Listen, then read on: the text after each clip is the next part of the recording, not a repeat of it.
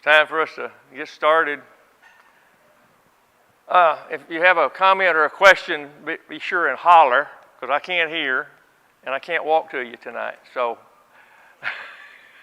anyway, turn to 1 Timothy chapter 5. We'll start there in verse 3 in just a moment. Ed, will you start us off with a word of prayer, please?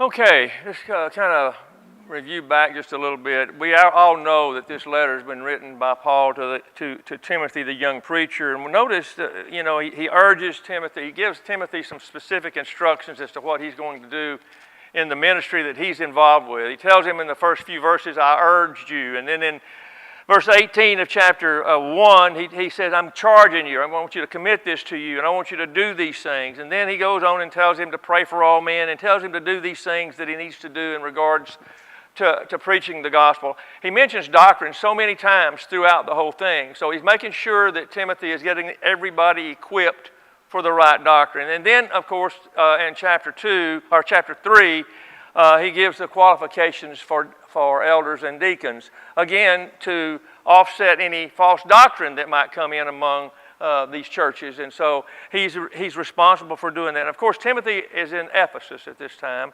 more than likely. And then in chapter 4, he tells him about the apostasy that's going to occur. He says in latter times, some were going to depart from the faith, giving heed to seducing spirits or deceiving spirits and doctrines of demons. And then he talks about all those things they're going to do. So all these things are personal things that he's charging Timothy to do. And that extends all the way in through chapter 5, verses 1 and 2. So let's read verses 3 through 16 and talk about these other instructions for just a moment. Honor widows who are really widows, or as the Old King James says, widows who are widows indeed. But if any widow has children or grandchildren, and the Old King James again there says nephews. If any widow has children or grandchildren, let them first learn to show piety at home and to repay their parents, for this is good and acceptable before God. Now she who is really a widow and left alone trusts in God and continues in supplications and prayers night and day. But she who lives in pleasure is dead while she lives. And these things command, that they may be blameless. But if anyone does not provide for his own, and especially for those of his household, he is denied the faith and is worse than an unbeliever. Do not let a widow under 60 years old be taken into the number, and not unless she has been the wife of one man, well reported for good works, if she has brought up children, if she has lodged strangers, if she has washed the saints' feet, if she has relieved the afflicted, if she has diligently followed every good work. But refuse the younger widows, for when they have begun to grow wanton against Christ, they desire to marry, having condemnation because they have cast off their first faith. And besides, they learn to be idle, wandering about from house to house, and not only idle, but also gossips and busybodies, saying things which they ought not. Therefore, I desire that the younger widows marry, bear children, manage the house, give no opportunity to the adversary to speak reproachfully, for some have already turned aside after Satan. If any believing man or woman has widows, let them relieve them, and do not let the church be burdened, that it may relieve those who are really widows, or widows indeed. I said in the beginning about these instructions to Timothy, these personal instructions to him through chapter 5, verse 2, to say that now it seems in verse 3 of chapter 5, Paul seems to be making a transition in this passage from telling Timothy things that he wants him to be aware of and things that he wants him to do in his personal conduct, to examining and regulating certain activities that the church needs to do. And the first of these is establishing guidelines for widows that are going to be added to the number, those who are going to be supported by the local work. Now, we don't have any here like that. I guess I've been a member of the church 50 plus years. I don't recall anybody ever having that. There's one thing we need to understand, though. Widows in the culture of that day were far more desolate and helpless than modern day. Maybe their husbands prepared well for them, whatever. But I've never seen it. But nonetheless, there are instructions within God's Word that tells us how to do it if it ever arises. So Paul has shifted, it seems. Now he's talking about things that the church.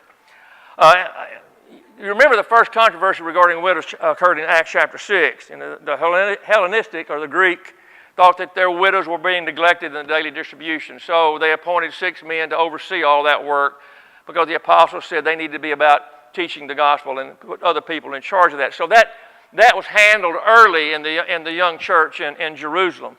And now we can't know here whether these instructions to Timothy were intended to correct abuses that are already in motion in the church in Ephesus, or if it's just something to prevent the development of situations that could lead to the kind of trouble that in the future for the brethren there. We don't know that. It could be either or. It may be neither, but I think it's one of the two.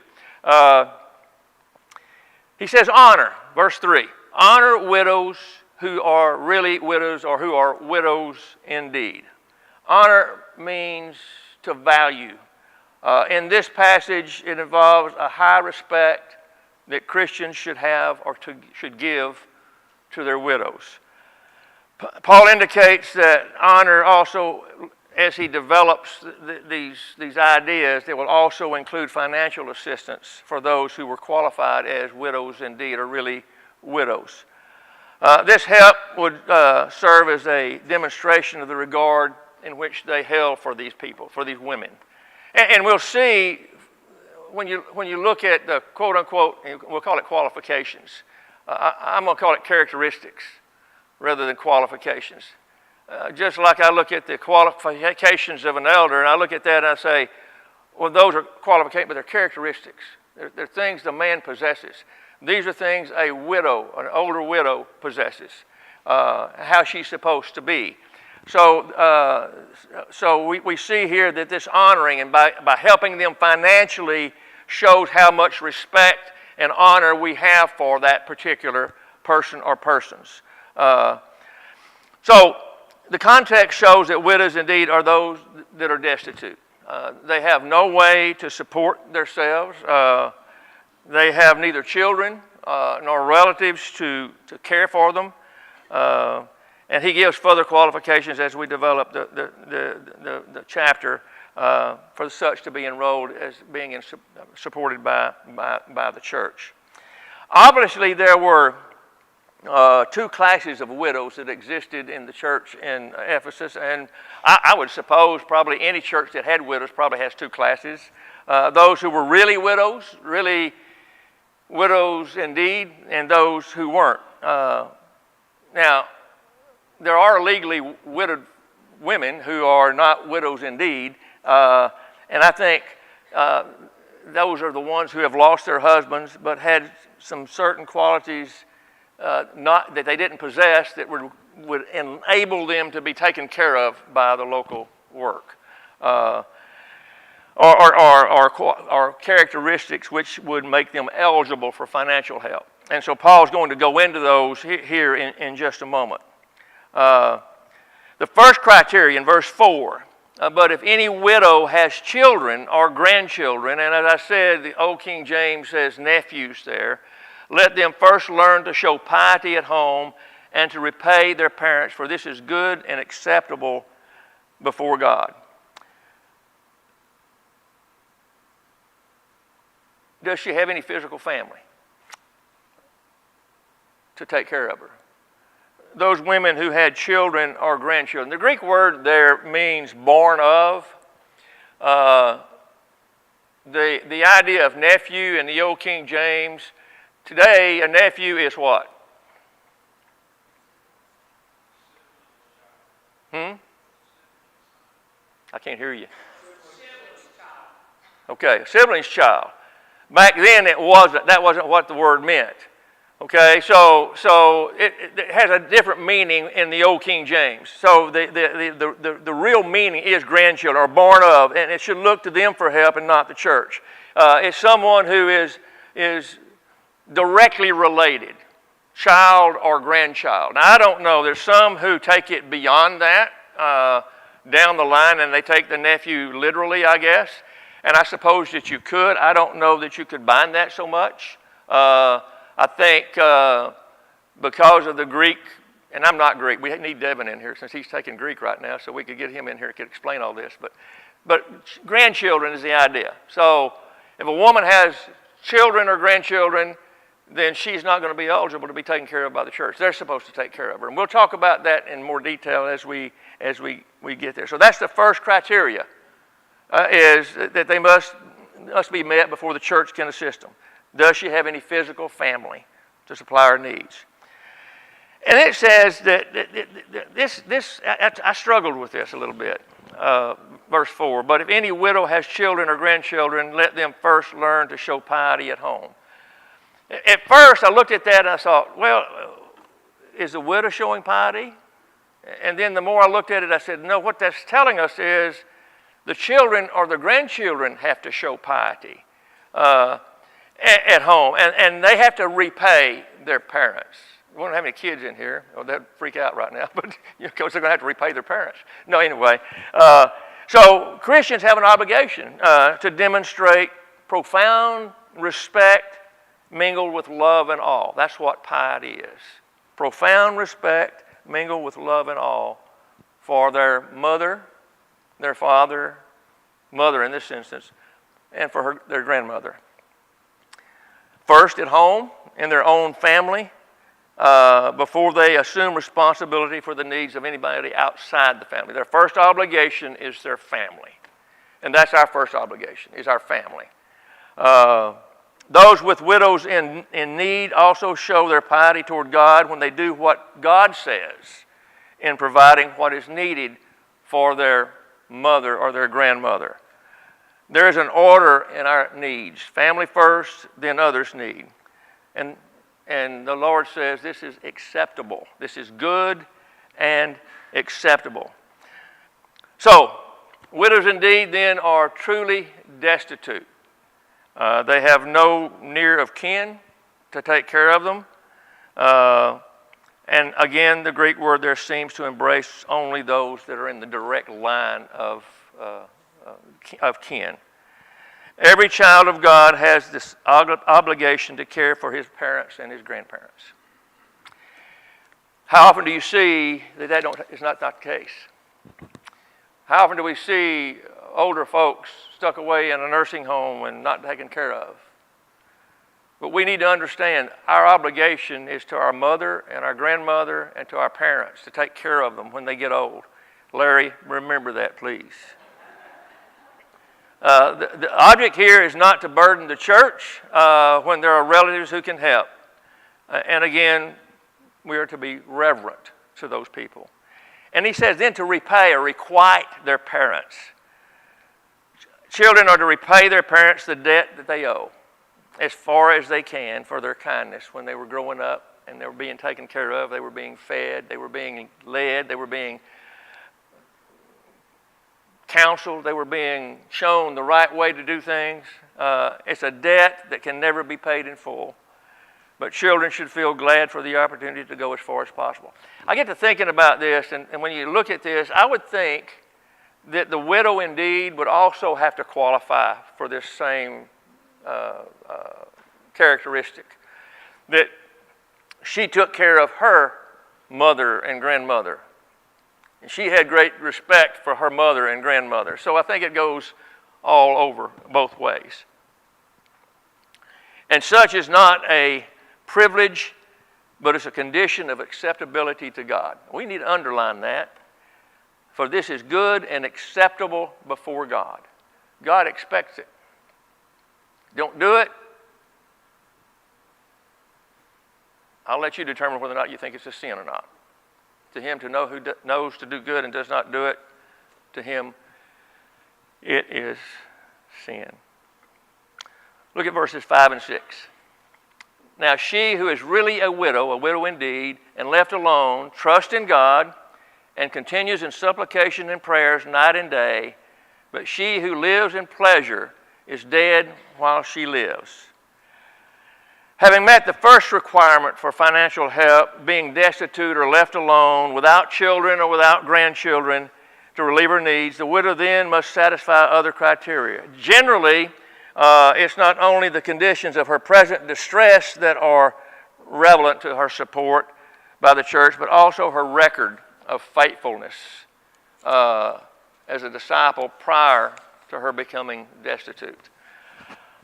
This restriction is suggested by contrast raised in verse 6. When you look at that, he talks about the widow who is really a widow. She trusts in God. She continues in supplications and prayers.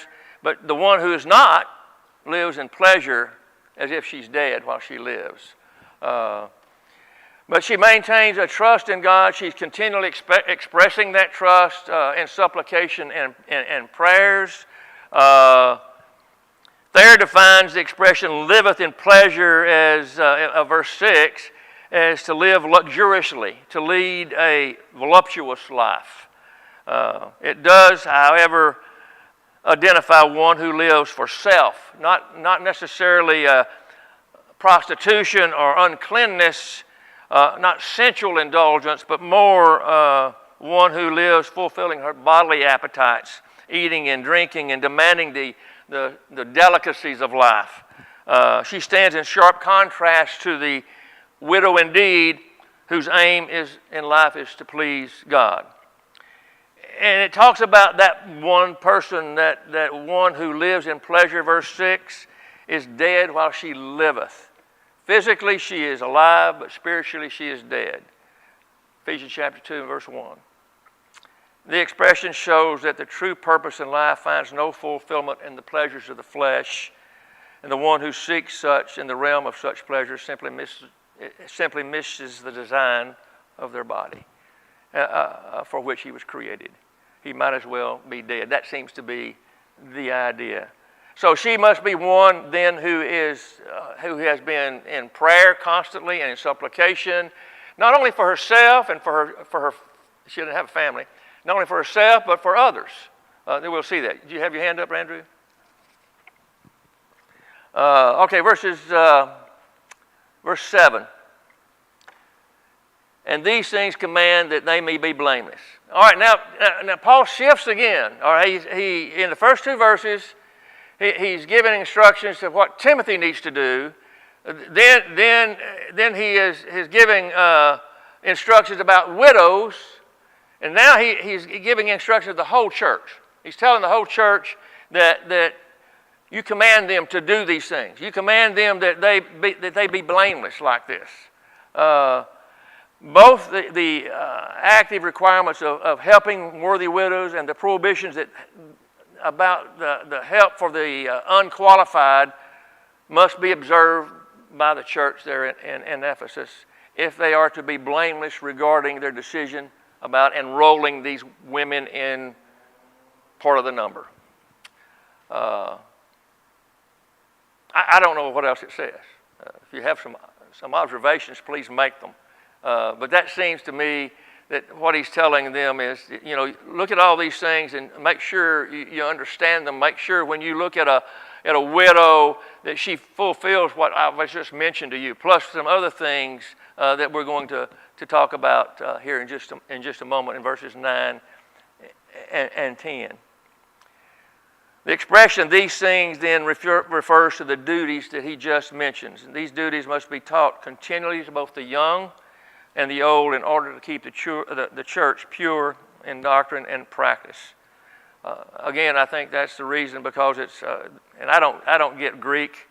I just read what a commentator might say about that regard, but he says that that word is both masculine and feminine and gender, and therefore the whole church seems to be meant instead of just the widows only in verse 7. Let's look at verse 8. But if anyone does not provide for his own, especially for those of his household, he has denied the faith and is worse than an unbeliever. So important does Paul consider proper behavior toward widows that he returns to the duty of the disciples in regard to this, and seems now to make their obligation even broader. Did you notice that? But if anyone does not provide for his own, and especially for those of his household. So it goes beyond here, beyond just a widow. It extends to those of his household, or those that do not provide for his own. Who are his own? Who do you think his own might be?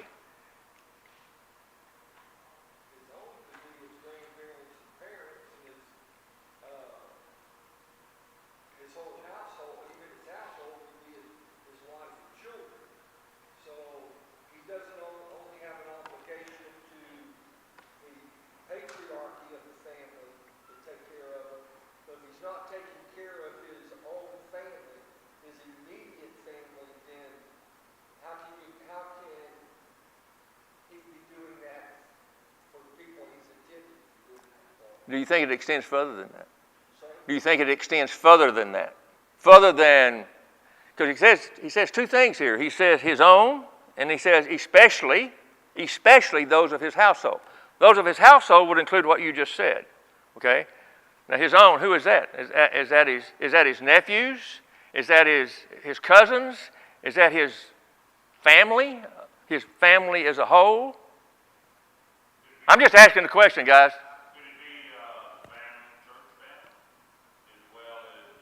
It very well could very well be his church family. Absolutely. Huh? This my translation says provide for his relatives, and especially for the members of his household. Okay. Which makes it sound to me like especially his immediate family, but also his extended family. Exactly. I think that's what he's talking about. I think it's his extended family, but particularly his household. Of course, his mother and his grandmother, for sure. But as you mentioned, his dad and his children, his household, those who live there, and then the relatives. The look at it by our societal norm is we don't all live with our parents as they get older.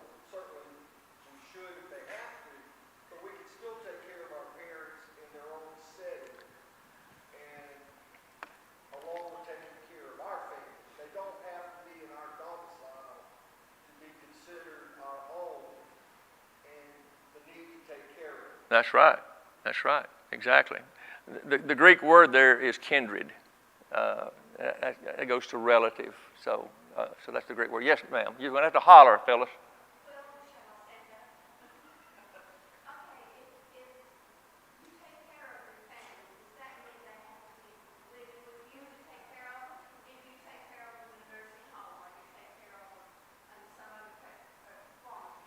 It doesn't specify. I would think that you take care of them wherever they might be. They may live in Alaska and be destitute and need things. And if they're your relative, you need to take care of them. Provide for them. That don't mean you just open up your pocketbook and let them have whatever they want. It means they take care of the necessities of life. That's what that's about. You know, when you look at in Matthew, when Jesus taught, you know, you seek first the kingdom of God, and all those things are going to be added to you. You know, don't worry about your clothing. Don't worry about what you're going to eat. You know, the birds of the air are taken care of. The lilies of the field, how they grow, how they spin, and they're so beautiful. That idea is that this family, if I get destitute, I am fully confident that this family will take care of me. If my son is gone and my daughter's gone, and you're all I've got left, I am confident you'll take care of me. And I think that's what Jesus is talking about in Matthew. And that's how that we seek first the kingdom of heaven. We focus on the kingdom, the king, and we don't need to worry about those other things. I think, kind of going back to Phyllis, there is a distinction when we talk about nursing homes and managed care, because anybody that's visited one, you see people there that really don't need to be there. Their family has warehoused them because they don't want them underfoot.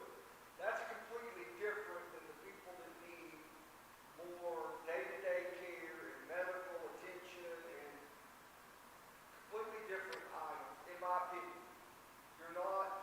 There's nothing wrong with having a family member in a nursing home if that's where the best care can be given, my opinion. But when we start shuffling them off because we just got, you know, we don't want to have to go make room in the house for our mother or our father, we're better off, to me, that's a different story. I deal with this every day in my business that I'm in. And I see the things he's describing. People just stick them off in a home because they don't want to deal with them anymore. My opinion is you take care of them the best you can as long as you can. But it's going to get to a point. I assure you it will get to a point where you cannot do it anymore. It will destroy your health. It will destroy your spouse's health. So you have to know when that is. And that's when those the nursing homes come in play and help. But you don't just stick them there and leave them. You know, you still look after them, you know. I've seen people who really needed to be in the nursing home, but the daughter just forgot about them, just left them there, you know, and you send them, I hate to mention bills, but you send them a bill, and they say, what's this for? That's just for your mom. Well, I'm not paying it. Which is okay, but you see what I mean? So there's three areas here. There's one that you stay home as long as you can and take care of them, and ultimately they're going to have to be put someplace. But we're instructed here to take care of our family. Yes, sir. Most of the focus on here is about physical here, but the spiritual side also mentioned here talks about the widow and how you tell them, you know, supplication, prayers and stuff. And he goes right into that point and says, you're obligated to your family, relatives, whatever. Sometimes we forget that. We got, you know, had $20 in my wallet, I don't mind giving it to you, but I don't have time to talk to you about your soul. We want to make sure we got it, because you verse it down, it kind of gets back to the spiritual side too. It's more than just feeding physical man and stock. Oh, absolutely, absolutely. You know, it's always a balancing act, whether it's an older parent, younger relative that's having difficulties, it's a judgment call. The thing is, we keep our focus on the right thing. Right. Good. Anybody else? Okay, let's look at verses. Wait a minute. Let's back up just a minute. At verse 8, we talked about that a little bit about kindred. You know, the Jews were charged under the law of Moses to care for their widows in Exodus 22 and Deuteronomy 24. The Gentiles had a similar sense of responsibility within their own moral makeup. I think that's obvious from Romans chapter 1. You know, when you see, you know, you had the law was given to the Jews, but the Gentiles were out there without a law, but they had a natural law, and so they had a moral makeup, and so they had a similar sense of responsibility to their household or to their parents or to their mother or their grandmother. If someone said nature dictates that to everyone, his own children and relatives should be most dear. So everybody should look at me and know that my relatives and those close to me are most dear to me. That's the idea. Cicero, who was a Roman orator, made the observation, every man should take care of his own family. So the Gentiles knew. So any Christian who ignored the needs of such destitute, in this case, the widow, was guilty of conduct contrary to what was commonly done even by people outside the body of Christ. And so the idea is that the failure to act appropriately would not only violate the requirements of your faith, of what God requires, of what God wants, but it would also hold the church up to shame and ridicule.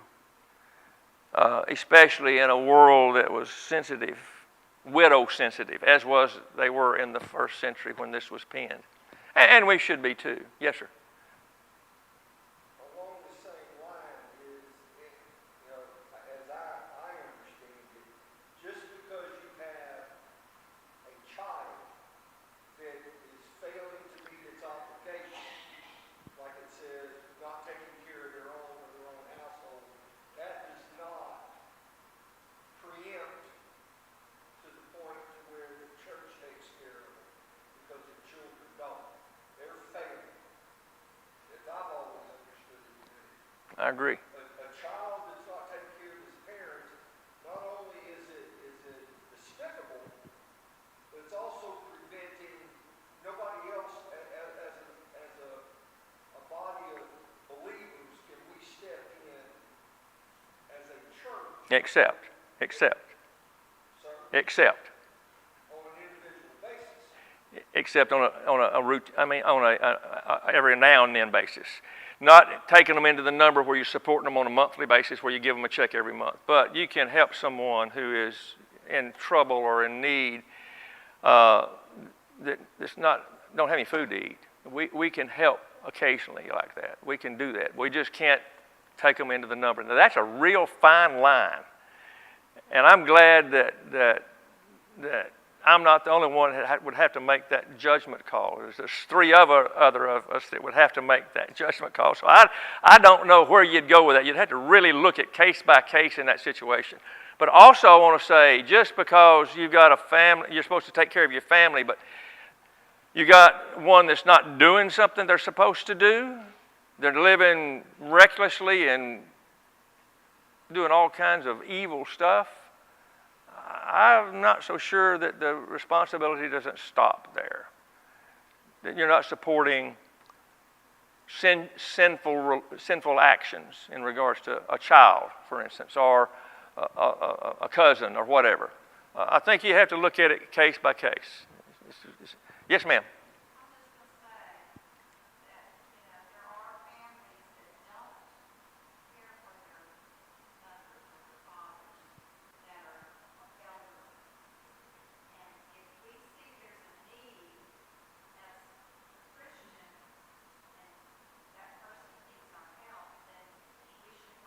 Individually, you're right. The church can't do that except for saints. I don't think we would ever, at least in this locale, ever come across a situation where you couldn't gather individual people that would be willing to contribute to an immediate need, even when they didn't qualify as a widow in need or in need. I think you're right. You know, that goes back to what John Tom said a while ago. As far as this family, this church family, if she's destitute, but she has children and grandchildren who will not take care of her, and we can't take her into our number as a supported widow, individually we can. We can get it in our own pockets and take care of it. And that's what should happen. And that's what will happen. I know that will happen here. I've seen it too many times. It has happened. You're exactly right. I've seen it too many times. Anybody else?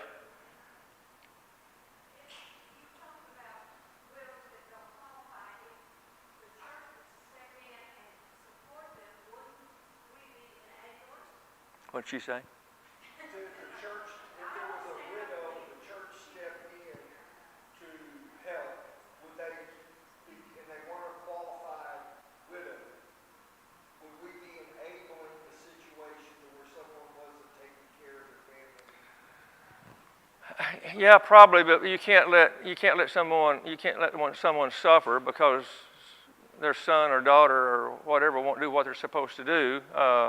Just because we can't take them into the number doesn't mean we can't help them. It doesn't mean the church can't help them on a one-time basis, just to get them off, to get them, kind of above water.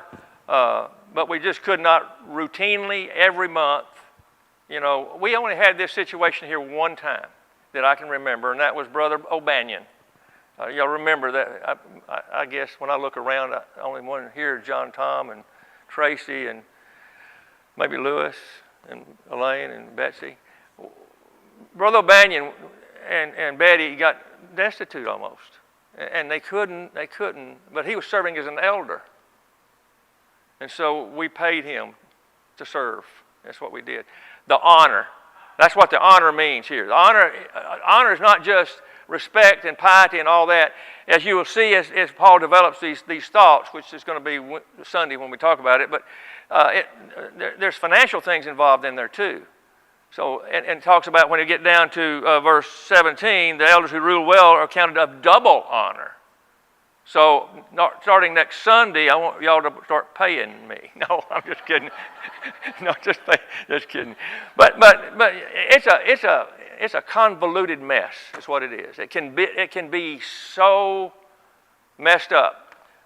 But again, it's a case by case, and lots of times judgments have to be made by the shepherds in what to do. I mentioned Sunday.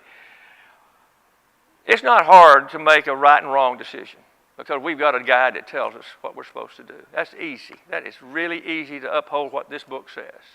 What's hard is when you have to make a judgment. And you hope that judgment, the judgment we made bringing Devin here 4 years ago, we didn't know how that was going to work. We didn't know what it was going to do. We have to worry about how it affects the sheep. We didn't know.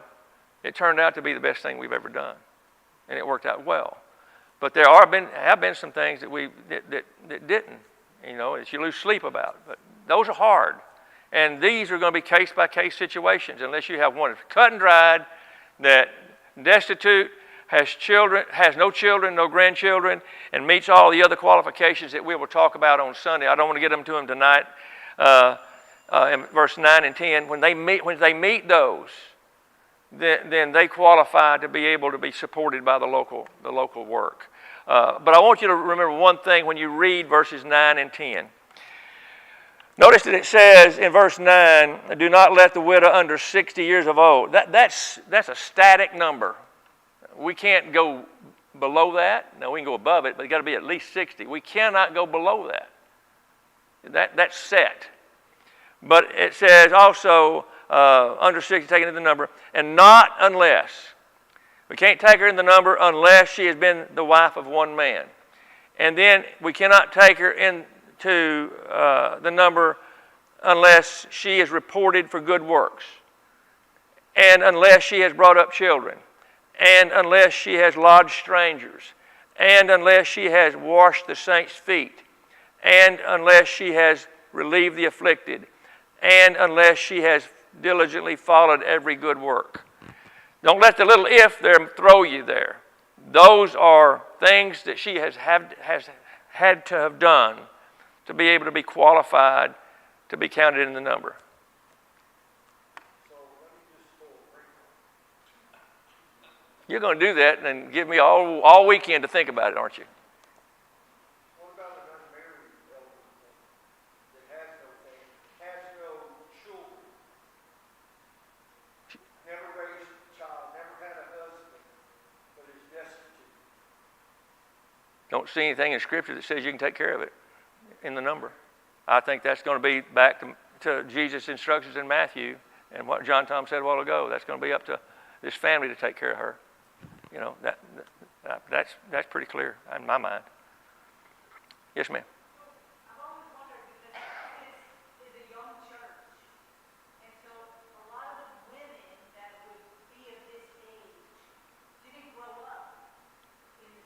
Right. And so I would imagine this would be an extremely difficult list to describe many of the women of that day in a church that's less than 3 years old. Oh, absolutely. There were a lot of them probably were widows because they didn't live very long back then. I don't know if they lived to 60. Did they live to 60? You know, maybe that was the intent. Maybe that was the intent of Paul's instructions. You know, to burden the church down with things of that nature and let the individuals take care of it. I mean, I don't know, but you're right. You're right. A very young church. I doubt very seriously there was. Yes, sir. Who had a...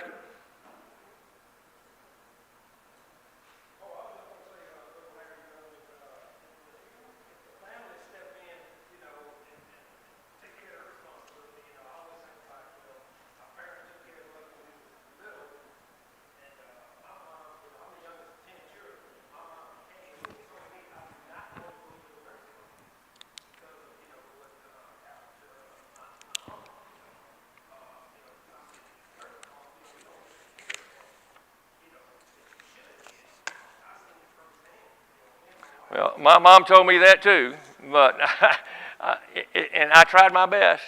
You know, brought her home to live with me, and it got to the point we couldn't take care of her. I mean, it just gets to that point. You can't do it. So it's a hard decision. It's a hard decision to make. Thank you for your comments. We'll pick up on verse 9 on Sunday morning.